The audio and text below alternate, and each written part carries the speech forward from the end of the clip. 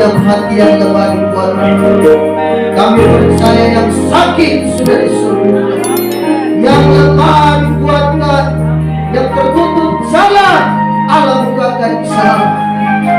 Terima kasih yang berdosa diampuni. Hari ini kami terima kemenangan dan kami terima pengurapan baru yang berasal dari kuasa Roh Kudus. Terima kasih Tuhan. Kami siap untuk terima suara Tuhan. Kami siap untuk terima nasihat Tuhan lewat pemberitaan firman. Berapan Allah turun atas hamba-Mu dan kami semua, sehingga terjadi lawatan Allah luar biasa di gereja ini, di tempat ini. Dalam nama Tuhan Yesus Kristus. Haleluya. Semua yang percaya katakan amin. Puji Tuhan. Silakan duduk Bapak Ibu Saudara sekalian. Saudara bersuka cita hari ini. Kita hari ini adalah hari kemenangan. Setelah saya dan saudara melewati 10 malam dalam pergumulan kita di dalam doa pencurahan Roh Kudus, dan saya melihat serta saudara melihat bagaimana Allah bekerja begitu dahsyat dan luar biasa, sehingga saya dan saudara melihat pertolongan-pertolongan yang Allah kerjakan di dalam hidup kita. Meskipun ada jemaat-jemaat yang tidak sempat mengikutinya di dalam doa pencurahan Roh Kudus, tapi saudara percaya, mungkin saudara punya problema, saudara punya persoalan, tetapi Kristus pada pagi hari ini kutawarkan padamu adalah Tuhan yang akan menolong kita semua. Mari kita lihat kebenaran firman Allah di dalam surat Rasul Paulus kepada jemaat yang ada di Efesus. Efesus pasal 1 ayatnya yang kedua. Efesus pasal 1 ayatnya yang kedua. Lalu saya dan saudara kita lompat di Efesus pasalnya yang ke-6 ayat 23 sampai dengan ayatnya yang ke-24. Efesus 1 ayatnya yang kedua. Lalu kita lompat di pasal terakhir, yaitu Efesus 6 ayat 23 sampai 24. Saya akan baca Efesus 1 ayat 2 dan saudara baca Efesus 6 ayat 23 sampai 24. Demikianlah firman Tuhan. Kasih karunia dan damai sejahtera dari Allah Bapa kita dan dari Tuhan Yesus Kristus menyertai kamu. Ayatnya yang ke-23, 24. Damai sejahtera dan kasih dengan iman dari Allah Bapa dan dari Tuhan Yesus Kristus menyertai sekalian saudara. Kasih karunia menyertai semua orang yang mengasihi Tuhan kita Yesus Kristus dengan kasih yang tidak binasa. Puji Tuhan. Tuhan Yesus memberkati. Tema khotbah pada minggu hari ini di dalam minggu kemenangan. Kita memperingati hari Pentakosta. Besok juga kita ada libur luar biasa pemerintah kita di tanah Papua. Kita punya Pentakosta yang kedua, dan itu perlu kita syukuri. Bagaimana kita memperingati peristiwa yang ajaib dan bersejarah di kamar loteng Yerusalem itu. Tema khotbah pada pagi hari ini kuberikan tema hidup karena anugerah Tuhan. Kita sudah membacanya. Di situ Paulus mengawali suratnya, yaitu kepada jemaat yang ada di Efesus, dengan kalimat salam sejahtera. Di situ dikatakan dalam ayatnya yang kedua dari pasalnya yang pertama tadi dikatakan kasih karunia dan damai sejahtera dari Allah Bapa kita dari Tuhan Yesus Kristus menyertai kamu.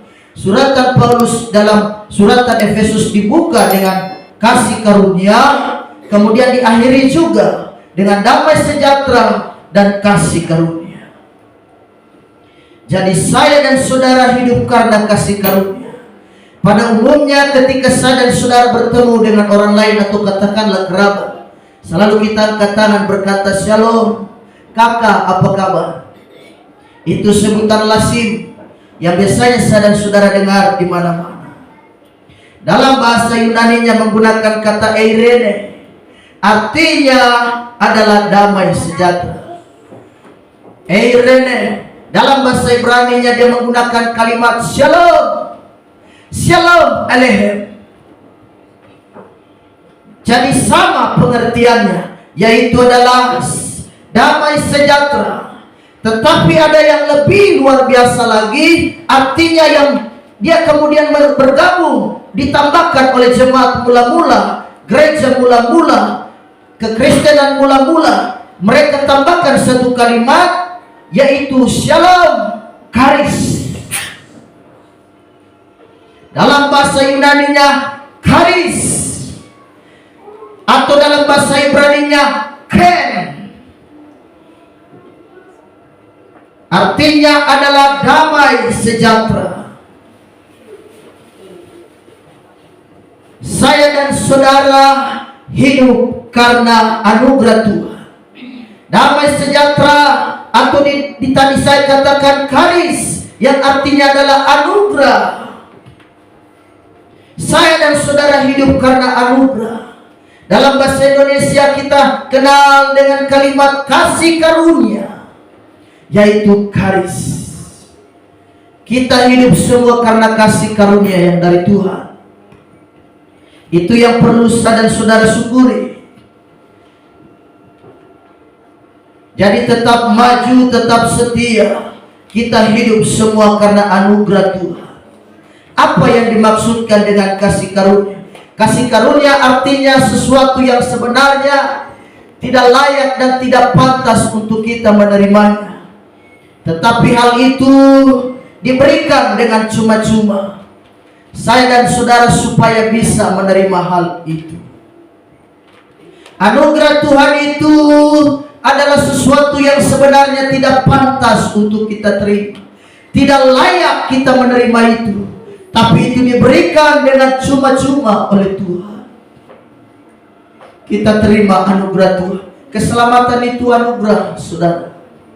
Saya dan saudara diselamatkan karena anugerah Tuhan. Dan itu adalah pemberian cuma-cuma bagi saya dan saudara. Namanya juga anugerah.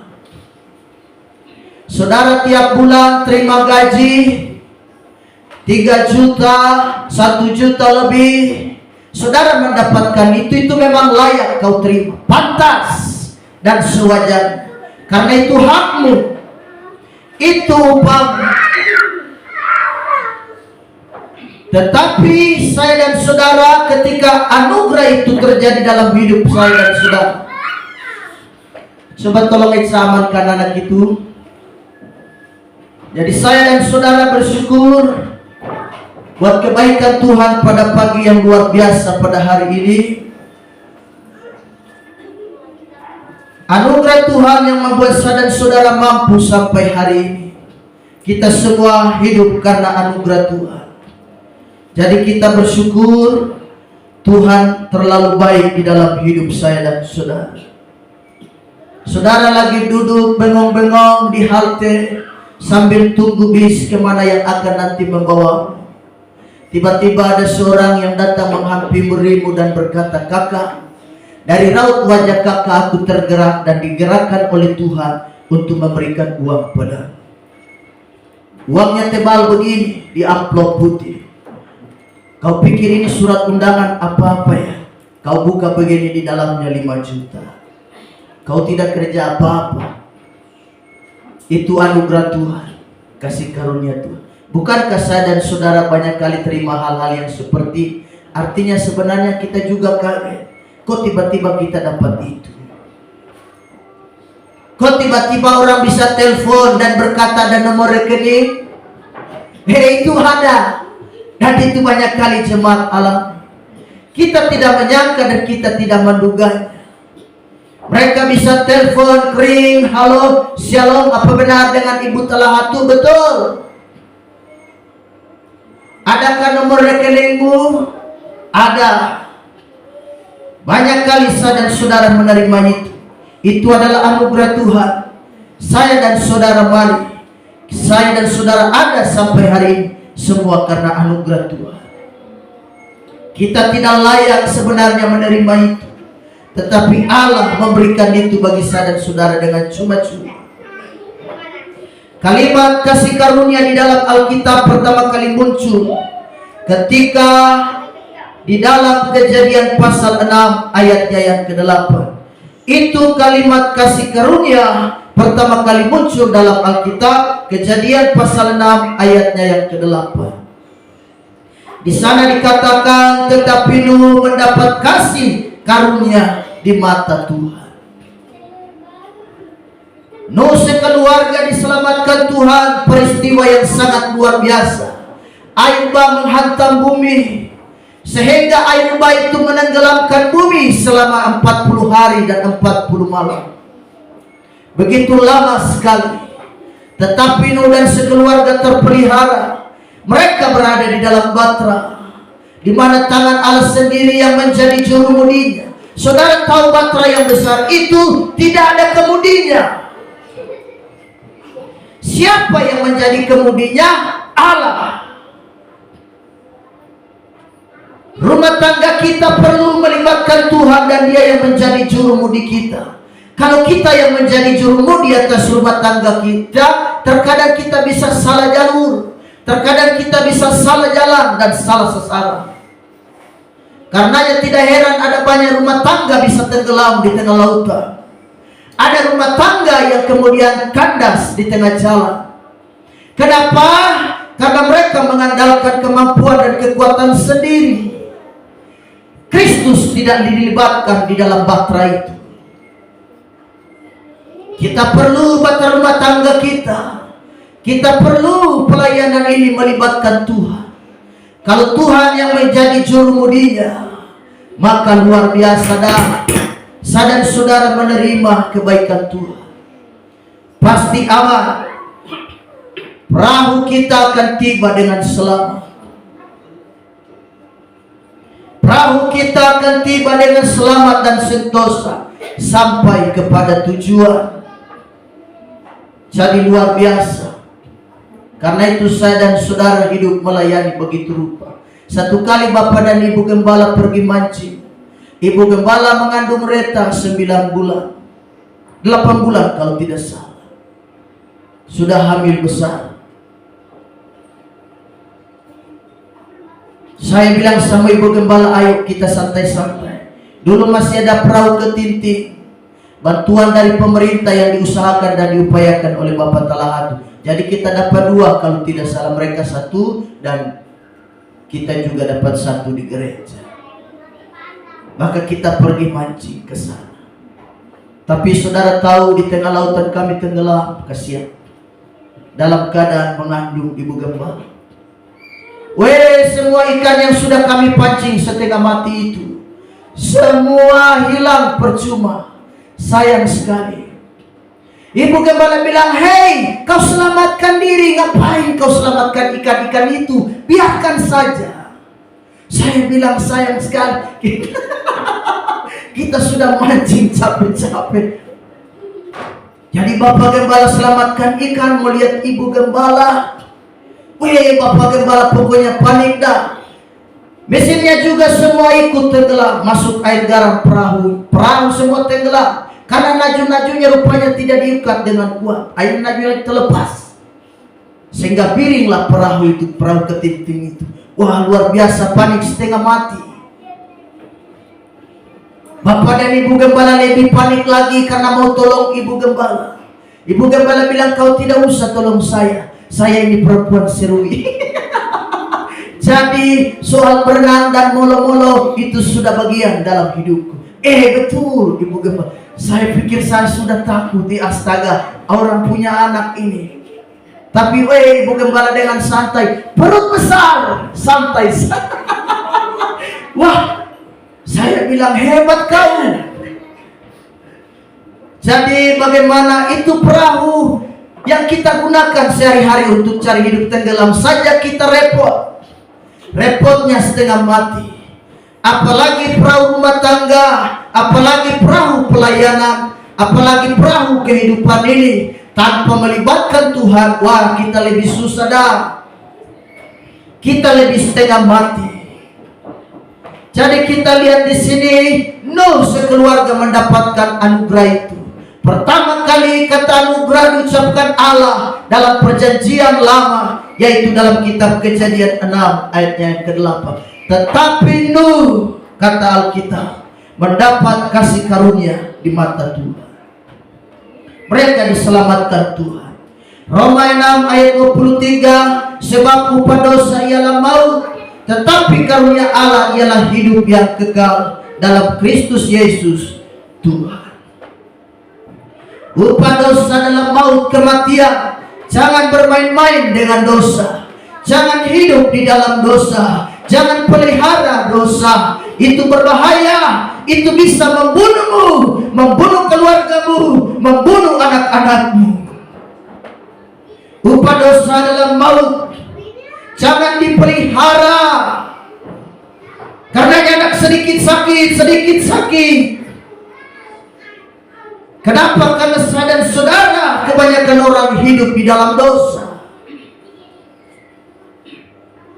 Anugerah Tuhan melepaskan kita dari hal itu.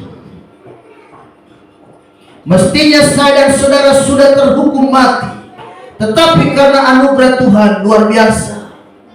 Upah dosa ialah maut, tetapi haleluya, karunia Allah ialah hidup yang kekal. Upah dosa bukan uang 100.000, upah dosa bukan uang 1 juta, kata Ibu Gembala, tetapi upah dosa adalah kematian. Kau mencoba-coba bermain-main dengan dosa. Memang dosa itu enak. Kalau dosa itu tidak enak, ngapain orang jatuh dalam dosa? Kalau dosa itu pahit, kalau dosa itu adalah sesuatu yang mungkin dia asam, dia semacam tidak enak, ngapain orang berbondong-bondong untuk menikmatinya? Karenanya setan memakai alat yang satu itu. Dosa itu nikmat, dosa itu sedap pada awalnya, tapi ujungnya adalah racun yang mematikan. Karenanya banyak sekali orang jatuh dalam dosa. Kenapa? Karena dosa itu memang enak, sedap. Mereka sulit melepaskan dari genggaman tangan dosa. Mereka sulit melepaskan diri dari ikatan rantai dosa. Lalu apa yang bisa melepaskan itu? Kasih karunia Tuhan. Darah Yesus yang sanggup memutuskan rantai dosa itu. Saya dan saudara telah diselamatkan. Haleluya. Karena itu hidupmu bukan milikmu lagi, melainkan telah menjadi milik Kristus. Permuliakan Kristus dengan tubuhmu. Ada 3 dampak dari kasih karunia. Yang pertama, kasih karunia atau anugerah Tuhan menyelamatkan saya dan saudara. Efesus pasal 2 ayatnya yang ke-8. Efesus 2 ayatnya yang ke-8 firman Tuhan. Sebab karena kasih karunia kamu telah diselamatkan oleh iman. Itu bukan hasil usahamu, tetapi pemberian Allah. Itu bukan hasil pekerjaanmu. Jangan ada orang yang membanggakan diri, karena kita ini buatan Allah, diciptakan dalam Kristus Yesus untuk melakukan pekerjaan baik yang dipersiapkan Allah sepenuhnya. Ia mau supaya kita hidup di dalamnya. Anugerah Tuhan menyelamatkan saya dan saudara. Seringkali saya dan saudara berpikir amal dan perbuatan baiklah yang bisa menyelamatkan manusia. Salah, saudara. Saya dan saudara diselamatkan semua karena anugerah Tuhan, kasih karunia. Sebab di dalam Yesaya pasal 64 ayatnya yang ke-6, demikianlah kami sekalian seperti orang najis, dan segala kesalehan kami seperti kain kotor. Kami sekalian menjadi layu seperti daun, dan kami lenyap oleh kejahatan kami seperti daun dilenyapkan oleh angin. Perbuatan baik kita, kata firman Allah, sama seperti kain kotor di hadapan Tuhan. Kesalehanmu tidak bisa membawamu pergi ke surga. Perbuatan baikmu, perbuatan amalmu tidak bisa menyelamatkanmu. Saya dan saudara diselamatkan karena anugerah Tuhan. Perbuatan baik kita adalah seperti kain kotor, kata Yesaya. Apa yang bisa dibanggakan dari kain kotor? Tidak lain dan tidak bukan tong sampahlah yang menjadi tempatnya. Kain kotor buat apa? Mau pakai bungkus makanan pun tidak bisa. Jadi saya dan saudara lihat di sini, perbuatan baik harus, tetapi perbuatan baik adalah bukti bahwa saya dan saudara sudah diselamatkan. Kita bukan diselamatkan karena berbuat baik, tetapi kita berbuat baik karena kita sudah diselamatkan. Perbuatan baik memang harus, tetapi itu adalah bukti bahwa saya dan saudara sudah terima Yesus, sudah diselamatkan. Kita sudah hidup di dalam Tuhan. Tangan Tuhan yang terulur dari surga itu yang bernama kasih karunia. Lalu tangan saya dan saudara menyambut tangan Tuhan itu yang bernama iman. Tangan Allah berpadu dengan tangan kita, itu namanya keselamatan. Tangan Yesus yang terulur itu lalu kita menjamanya, menanggapinya dengan iman, maka terjadilah keselamatan atas saya dan saudara. Kita bukan diselamatkan karena perbuatan baik. Usaha manusia untuk mencapai surga adalah sama seperti dia menangkap angin. Sebab kita tahu angin itu kita tidak bisa menerkanya, dari mana datangnya dan kemana perginya angin itu. Atau ada saudara yang sudah berhasil menangkap angin di sini? Tolong kasih tahu Bapak Gembala. Sudah adakah yang berhasil menangkap angin? Saudara berkata, Bapak Pendeta, saya sudah berhasil menangkap angin. Ada di rumah, saya ikat dia di bawah pohon pisang. Adakah? Usaha manusia untuk mencapai surga adalah usaha yang sia-sia. Seperti usaha mencari angin, jelas tidak mungkin. Harus Yesus yang turun mencari kita. Saya dan saudara harus menanggapinya dengan kasih yang terbaik dari Allah. Jadi ini sangat luar biasa. Kita bersyukur kita diselamatkan karena anugerah Tuhan. Yang kedua anugerah Tuhan memulihkan.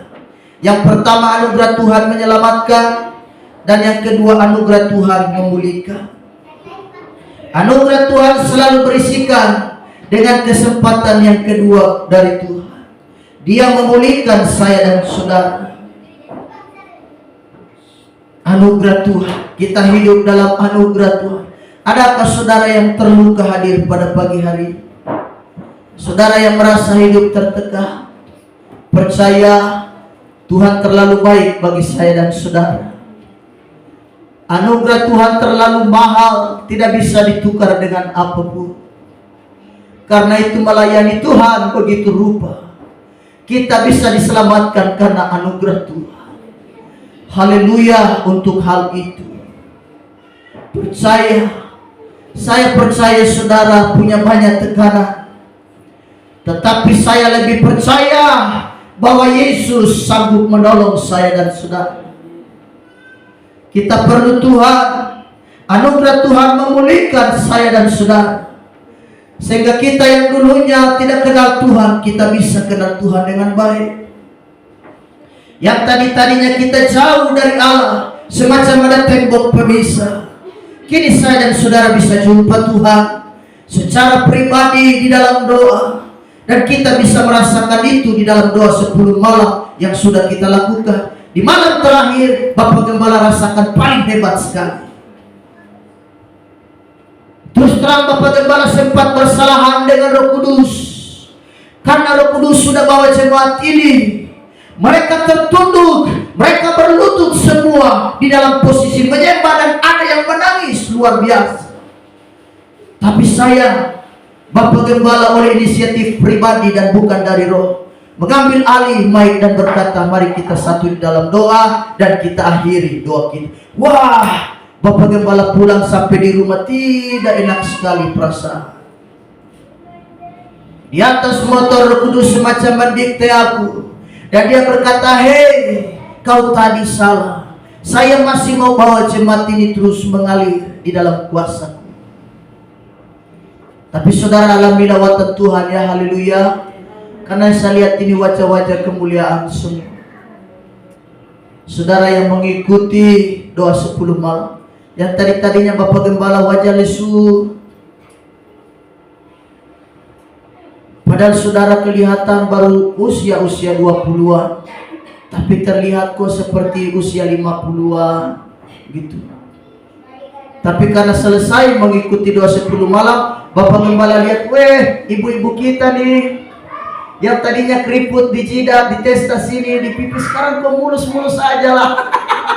Karena apa? Sukacita. Keriput kesusahanmu telah ganti dengan sukacita.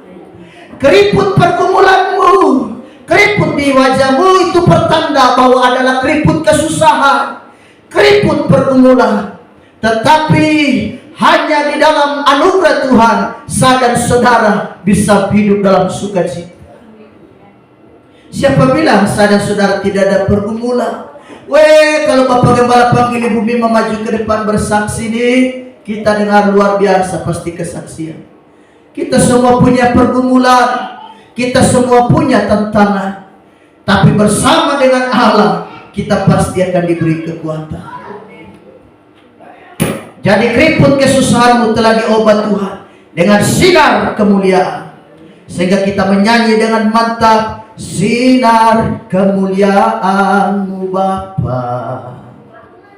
Kenapa? Karena ada pancaran sukacita. Muka yang tadinya lesu, letih, tidak berdaya, seperti muka orang tidak tidur selama 4 hari. Dia terlihat loyo, memberi kata haleluya pun berat di wajah. Membuka bibir untuk bersyukur pun berkata Tuhan baik terasa berat pada bibir.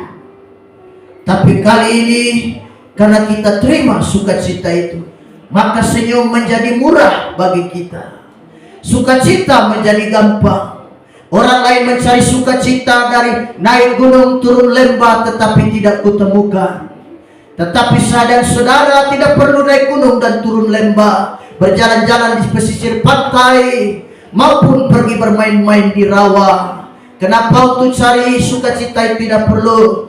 Karena saya dan saudara cukup datang ketemu Tuhan di gereja saja, kita sudah terima sukacita itu. Jadi yang kedua, anugerah Tuhan memulihkan. Dia memberi kesempatan kedua bagi saya dan saudara. Seperti contoh yang terjadi pada anak yang terhilang dalam Injil Lukas pasalnya yang ke-15.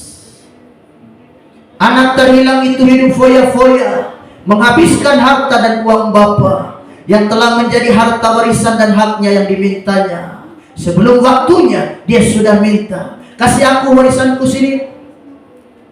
Belum waktunya sebenarnya, tapi ia sudah maksa. Okelah, karena kau memaksanya, kata Bapa, aku berikan juga. Tapi awas ya, kalau terjadi apa-apa,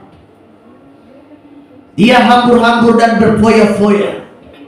Sampai satu kali dia tersadar berada di kandang babi. Dia sadar bukan ada di hotel. Dia sadar bukan ada di ruangan full AC. Tidak. Dia sadar berada di kandang babi. Lalu dia bangkit berdiri dan berkata, wah, kenapa aku ada di tempat celaka dan terhina ini? Bukankah di rumah bapakku banyak pelayan? Aku harus kembali dan pulang. Kenapa aku mesti berada di tempat yang celaka ini? Bukankah di rumah bapakku banyak pelayan, banyak hamba sahaya yang siap melayani aku? Aku tepuk tangan saja 3 kali, pisang goreng dan kopi susu muncul. Aku siul saja 3 kali, bubur menada dan bubur ayam, haleluya, muncul dibawa oleh pelayan. Bubur ayam dan bubur menado yang kita makan tadi malam, haleluya. Kenapa? Karena banyak hamba di rumahku. Dia sadar dan dia kembali kepada Bapa. Aku harus pulang. Bapa tidak menghardik dia. Bapa tidak marah dan mengutuk-ngutuki anak ini. Firman Allah berkata, Bapa menyambutnya. Tangan Bapa terulur, tangan Bapa terbuka lebar-lebar. Itu pertanda bukti bahwa saya dan saudara dikasihi Tuhan. Betapa berapa kali saya dan saudara jatuh bangun dalam pengiringan kita kepada Tuhan. Tapi kita bersyukur, tangan Bapa selalu terulur bagi kita. Bapa berlari duluan. Bapa merangkul anak ini dan memeluk dan menciumnya. Oh, luar biasa kalau kita merenungkan kebaikan Bapa. Itulah Bapa di sorga. Saya dan saudara mesti berikan waktu buat Dia. Saya dan saudara mesti berikan waktu untuk kita melayani Tuhan. Saya dan saudara mesti adakan waktu bagi Allah yang terbaik dan Allah yang luar biasa. Jangan habiskan waktumu untuk hal-hal yang sia-sia di luar sana. Tapi mari saya dan saudara melayani di dalam Tuhan. Bapa memberikan kesempatan bagi saya dan saudara. Kristus memberikan kesempatan kedua untuk saya dan saudara bertobat. Bukankah kita semua pernah gagal? Pernah. Bukankah saya dan saudara pernah jatuh? Amin. Pernah. Tapi Allah masih memberikan kesempatan. Allah masih memberikan anugerahnya untuk saya dan saudara terus maju melayani pekerjaan Tuhan. Kita bersyukur buat kebaikan Tuhan. Petrus pernah gagal karena dia pernah menyangkal Yesus 3 kali. Tetapi Kristus membalas dia dengan 3 pertanyaan. Petrus, apakah engkau mengasihi aku? Petrus, apakah engkau mengasihi aku? Kalimat Petrus, apakah engkau mengasihi aku? Itulah kalimat kesempatan kedua. Pagi hari ini juga Kristus bertanya di dalam hatimu, apakah engkau mengasihiku? Apakah jawabnya? Apakah engkau sungguh-sungguh mengasihi aku? Ayo ikut aku melayani. Ikut aku sungguh-sungguh dalam pekerjaan Tuhan. Bangun, bangkit, semangat lagi dalam melayani Tuhan. Wanita yang berdosa karena kedapatan bersinah mau dirajam batu. Orang yang sudah pegang batu, tua-tua Yahudi sudah pegang batu, siap lempar dan bunuh perempuan ini. Itu hukum Taurat. Kedapatan bersinah langsung bunuh hari itu juga. Tapi Kristus datang dan dia berkata kepada perempuan itu, kau pergi, jangan berbuat dosa lagi. Dosamu sudah diampuni, kau kembali dan jangan berbuat lagi. Itulah Kristus kita. Kesempatan yang kedua yang Ia berikan bagi saya dan saudara. Yang terakhir, anugerah Tuhan memberkati saya dan saudara. Kita hidup dalam anugerah Tuhan. Kita akan melihat berkat-berkat Allah. Kita akan melihat pertolongan-pertolongan Tuhan. Menurut saudara benar mana? Kita bertobat dulu lalu diberkati, apa diberkati dulu lalu bertobat? Pasti saudara bilang bertobat dulu lalu diberkati. Bapak Gembala juga pikir-pikir begitu. Tapi ternyata bukan. Mari kita lihat satu ayat. Roma 5 ayatnya yang ke-8. Di dalam suratan Roma pasal 5 ayatnya yang ke-8.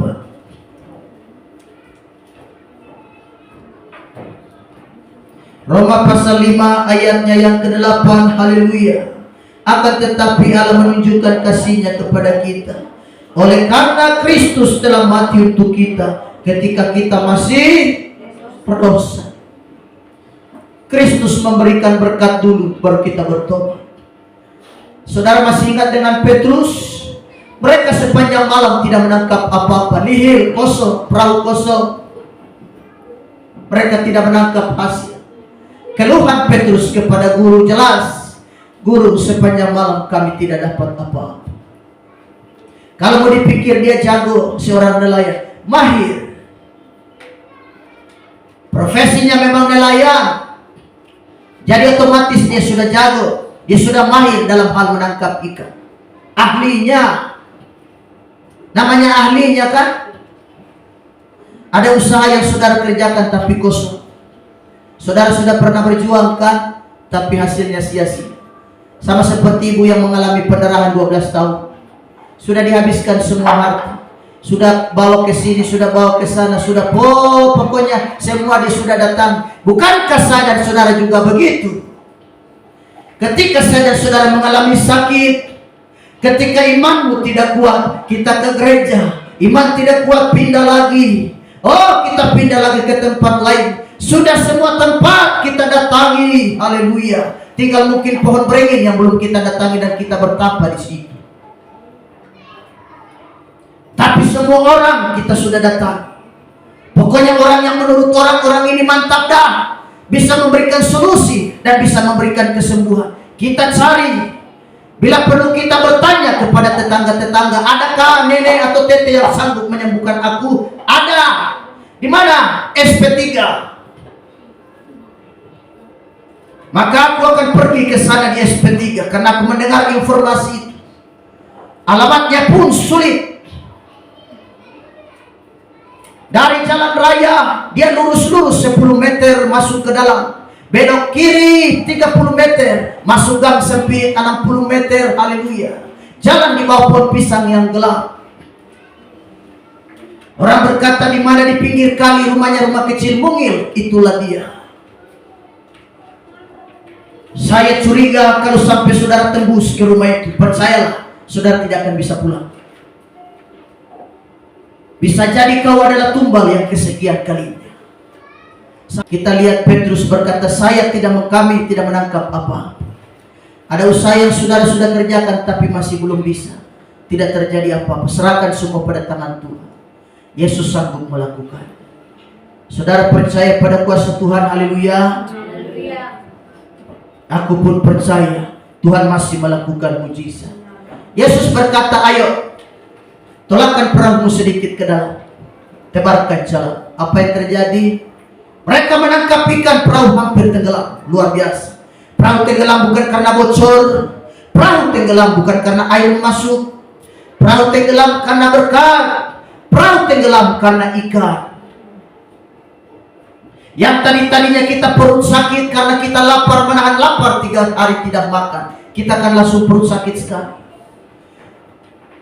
Tapi sekarang karena saudara sudah diberkati, perut sakit karena saudara kekenyangan. Karena ada begitu kan? Kita makan sampai bosan, makan sampai perut sakit, makanan sampai ada di leher sini, sedikit lagi muntah. Kenapa? Karena terlalu berlebihan makan. Ada saat dimana perut kosong dan kita sakit perut. Kita berkata, ma, aku lapar. Mama berkata, tidak ada apa-apa nak. Cobalah kau keliling rumah, siapa tahu ada kangkung liar di situ. Bisakah kau petik beberapa tangkai di situ, berapa daun, dan kau tumis. Ada saat kita perut kosong, perut jadi sakit. Tapi ada saat juga di mana Tuhan berkati kita, wih, melimpah, makan sampai haleluya. Tapi bayangkan, orang kadang sudah makan kenyang begitu tidak tahu bersyukur. Dia masih bilang, perut sial nih sakit sekali. Orang sudah makan, bayangkan, ini manusia. Pokoknya perut kosong mengeluh, perut kenyang juga mengeluh. Jadi saya dan saudara, mari kita tetap bersyukur. Simon Petrus waktu lihat mujizat itu, apa yang dilakukan, tersungkur di depan kaki Yesus. Dia berkata, Tuhan, pergi dari hadapan. Aku manusia berdosa dan tidak layak. Kita lihat di sini Tuhan berkati Petrus dulu, baru Petrus bertobat. Tuhan bilang tidak, mulai hari ini kamu jadi penjala manusia. Petrus lihat mujizat, dia diberkati, dia lihat pertolongan Allah, baru dia bertobat. Dia sempat usir guru, usir Yesus dan berkata, kau pergi dari hadapanku Tuhan. Aku manusia berdosa dan tidak layak di hadapan. Dia merasa terhina. Karena bagaimana dia melihat pertolongan dan berkat Allah itu luar biasa. Yesus berkata, mulai hari ini juga kau bukan penjala ikan, tapi kau akan menjadi penjala manusia. Allah kadang memberi berkat bagi kita supaya menyadarkan kita betapa baiknya Tuhan itu bagi kita. Pelanggaran kita dibalasnya dengan kasih sayang. Dosa kita dibalasnya dengan darah yang mahal dan ciuman yang luar biasa. Segala sesuatu yang menyakiti hati Tuhan, Allah balas dengan kebaikan. Oh, berapa kali aku berkhianat kepada Tuhan. Berapa kalikah saya dan saudara berbohong dan menipu. Berapa banyak kalikah saya dan saudara lari dari tanggung jawab pelayanan Dan kita berkata, Allah melayani. Apa tuh melayani? Melayani saja kau ke sana, saya tenang-tenang di rumah. Bukankah kalimat itu melukai hati Tuhan? Tapi Tuhan merangkulmu dengan kasih sayang. Ayo nak ke gereja cari Tuhan. Mari saya dan saudara setia melayani Tuhan. Tuhan Yesus memberkati. Biarlah anugerah Tuhan itu terus ada dalam hidup kita. Kita semua hidup karena anugerah Tuhan. Sampai hari ini kita ada semua karena Tuhan. Saya bilang sama Ibu Gembala, kita bisa makan ini semua karena Tuhan. Kita dan jemaat GPDI Damai, Bapak Gembala selalu berkata kepada Ibu Gembala, kau tahulah jemaat GPDI Damai seperti apa. Betul, kita tahu kondisi mereka. Tetapi kalau mereka bisa makan cukup, bisa bayar uang kuliah, bisa bayar uang sekolah, haleluya, semua karena anugerah Tuhan. Dengan cara dan pertolongan Allah kita bisa makan. Kita bisa makan di gereja, kita bisa makan di mana saja. Ada orang tergerak bawa kita, ayo kakak, aku traktir kau makan di Solaria. Wah, itu anugerah Tuhan yang luar biasa. Kau berkata, wah Tuhan seperti tahu aku aja lah, aku ini kan memang belum makan. Tuhan seperti mengerti aku, memang aku lagi butuh ini. Wah Tuhan terlalu baik. Jadi tetap melayani. Saya melihat saudara-saudara yang sudah diperlengkapi Tuhan karena hasil doa. Luar biasa. Tetap setia. Pesan saya, tetap maju melayani Tuhan. Apapun pergumulan, tetap setia. Tetap maju. Pergumulanmu jangan membuat kau undur dan lari dari Tuhan. Jangan. Kau harus makin setia. Ada banyak cara setan untuk melepaskan kau dari kemurahan dan anugerah Tuhan. Seperti yang aku katakan, haleluya, izinkan sekali lagi aku mengatakan, ada banyak cara dan ada banyak tangan manusia yang berusaha menarikmu supaya kau jatuh, lalu mereka menertawakanmu. Tapi cukup satu tangan Allah saja yang akan menopangmu tetap berdiri sampai hari ini. 1000 tangan manusia berusaha menarikmu supaya kau jatuh. Sebab ada orang senang lihat kita punya rumah tangga bertengkar, orang tertawa. Orang senang lihat anak kita sakit, mereka suka cita. Ada orang yang mendambakan celaka kita, mereka dengar apa? Dia celaka dari motor, puji Tuhan. Ada banyak begitu. Tapi saya dan saudara, mari kita tetap ada di dalam kasih Tuhan. Tuhan akan menolongmu dan Tuhan akan menolongku. Tuhan Yesus memberkati. Mari kita angkat satu pujian. Haleluya.